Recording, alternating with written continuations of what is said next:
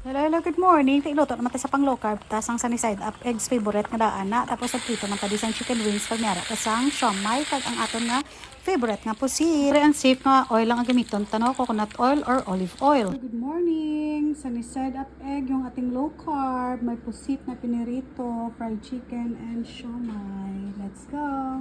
Let's eat.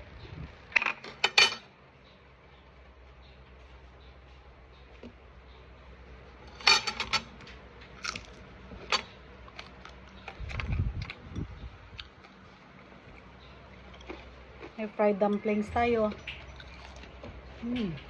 Kalamansi and tuba. Ang binigar ko. Balas. Oh yeah, muna da balas siya.